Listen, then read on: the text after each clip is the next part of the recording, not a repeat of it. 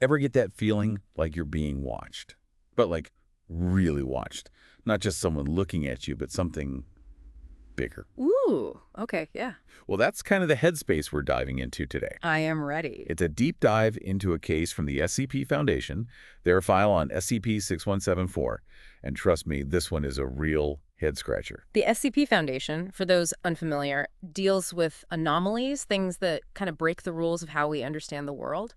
Their whole thing is secure, contain, protect. Right. Keep the weirdness under wraps. Exactly. And usually they're pretty good at it. But SCP-6174, this one throws them for a loop.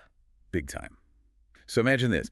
You're in the Puerto Rican rainforest, all this lush greenery, and you find this perfectly white sphere just hovering there. Doesn't move, doesn't do anything. Sounds almost peaceful. Deceptively peaceful. Because here's the catch. You see it constantly. Doesn't matter where you look, doesn't matter if you close your eyes, it's just there, superimposed on your vision. Okay, now that's just strange. We're talking like physically impossible to block from your sight. That's what they thought at first, too. I mean, they tried everything. Concrete walls, lead shielding, you name it. The documents even mention them using holy water at one point. Of course they did. Had to cover all the bases, right? Right. But it didn't matter. SCP-6174 just persisted, like it was hardwired into their brains. And that's where it gets really interesting, right? Because this isn't about light or physical obstruction anymore. It's about how our minds are processing this thing, how it's messing with our perception of reality. Yeah, and the real kicker is prolonged exposure to this thing. It messes with people big time. Oh, yeah. We're talking serious psychological effects here. The Foundation brought in D-class personnel, their test subjects, to study the long-term effects. And there's this one subject, D9253. His file is, well, it's disturbing. What makes his case stand out? It's hard to explain. At first, he was almost nonchalant about it. Like, he described it as a mothball, just a really round one. So not exactly the most descriptive guy. Yeah. But even then, there was something off about how he said it. He kept saying things like, it just feels like you're supposed to know it's there. Like, deep down, it was always meant to be a part of him seeing the world. So it's like this feeling of wrongness, that something's not quite right with reality. Exactly. And it just got worse over time. He started seeing SCP-6174 in his dreams. This constant, unblinking presence, even when he was supposed to be escaping reality. Imagine that. No escaping this white sphere. No wonder the guy cracked. What did he say exactly? Okay, so this is from one of his later interviews after about 90 days of exposure. And be warned, it gets pretty intense. He starts ranting, and I quote, "I see it in my fucking dreams. When I close my fucking eyes, it's there. And when I open them, it's there. And when I'm asleep, it's right. It's floating. It's not. It feels wrong. It feels so wrong." The guy was clearly coming apart at the seams. Yeah, and his breakdown actually led to one of the most significant discoveries about SCP-6174. The Foundation found something they called deep permanence. Deep permanence. Yeah, imagine like having a compass in your brain, but instead of pointing north, it's always locked onto this one spot in the rainforest. This SCP-6174. Exactly. These people, they could tell you with almost pinpoint accuracy exactly how far away they were from SCP-6174, no matter where they were in the world. Wait, so it's not even just that they constantly saw it. They always knew exactly where it was. Right, and not just a vague sense of direction either. We're talking down to the meter. Like, their brains had mapped out space-time with this thing as the center point. That's wild. Okay, so obviously the Foundation sees that and thinks, we could use this. Oh, absolutely. Enter Project WAN-H, which, fun fact, stands for You Are Not Here. Catchy. Very subtle, yeah. So what, were they trying to make like super soldiers who could always find their way back to base? Something like that. Imagine like a team of operatives who could navigate any terrain, any dimension, without ever getting lost. Because they had that SCP-6174 connection? Precisely. And there were some promising early results, too. They had this one agent, codenamed Jant. His deep permanence was off the charts.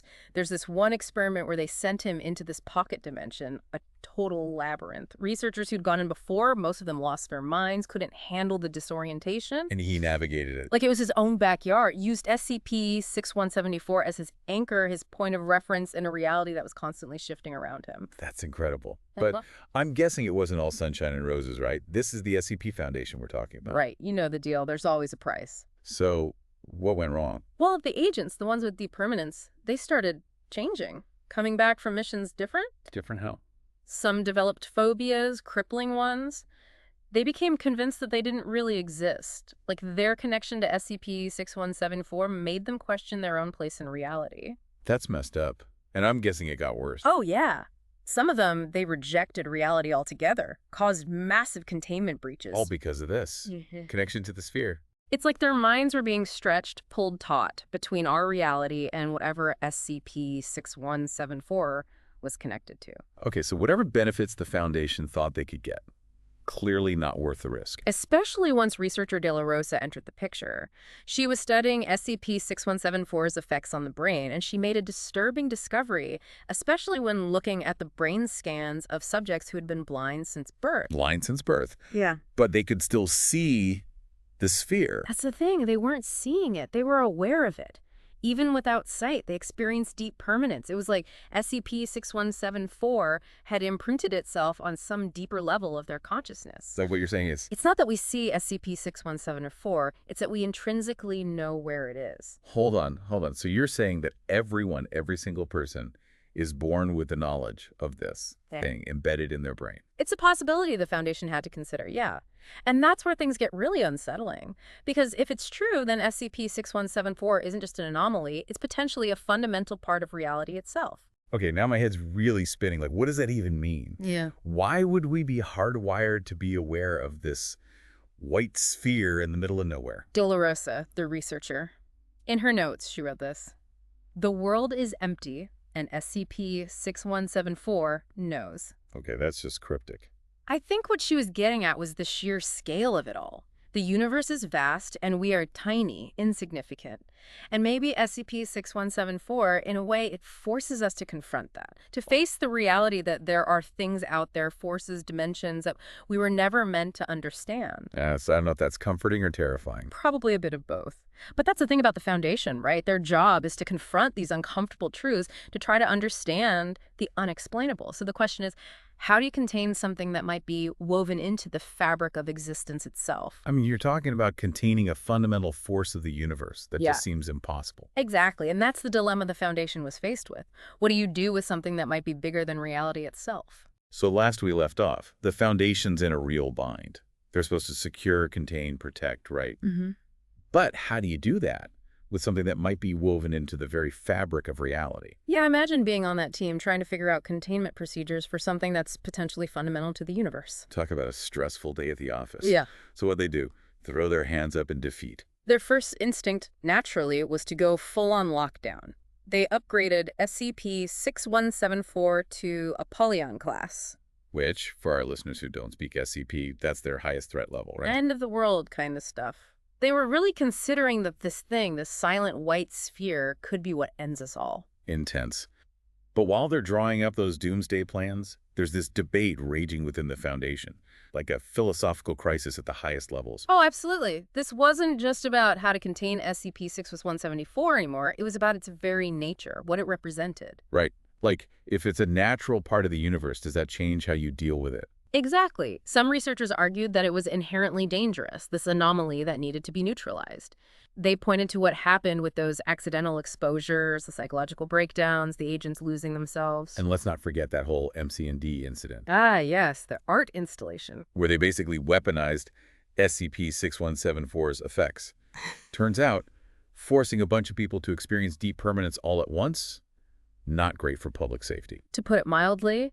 But on the other side, you had researchers arguing that SCP-6174 was indifferent, not malicious, that it was like a force of nature, a fundamental constant. Like gravity, you're saying. Right, just a part of how the universe works. And trying to destroy it would be like trying to destroy gravity. So who won the argument? Did they try to nuke it from orbit? Did they try to harness its power? Neither, actually. The O5 Council, the bigwigs who call the shots, they made a decision that surprised everyone. They reclassified SCP-6174 as safe. Safe, but it's literally driving people mad, warping reality. How could they possibly call it safe? Because they realized something crucial. It wasn't about whether SCP-6174 was dangerous or not. It was about whether they could actually do anything about it. And the answer, they couldn't. They were outmatched by a white sphere. Outmatched by the sheer scale of it. Trying to contain SCP-6174 would be like trying to contain the concept of infinity. It just wasn't possible. So they left it be, this silent, unmoving monument to the limits of human understanding. So what you're saying is sometimes the scariest things aren't the ones that go bump in the night. Right. It's the ones that make you question the very nature of reality. And the ones that remind us just how small we are in the grand scheme of things. Exactly. Which I think is a pretty fitting note to end on, don't you think? We started this deep dive talking about the feeling of being watched, and SCP-6174 definitely delivers on that front. This idea that there's something out there, something we can't explain, something that's always watching. And always will be, whether we like it or not. That's the thing about the unknown, isn't it? It's unsettling, sure, but there's also a certain wonder to it, a mystery that keeps us looking over our shoulders, asking questions. So to our listeners, the next time you find yourself staring into the vastness of the night sky, maybe spare a thought for SCP-6174 and ask yourself, what else is out there watching back?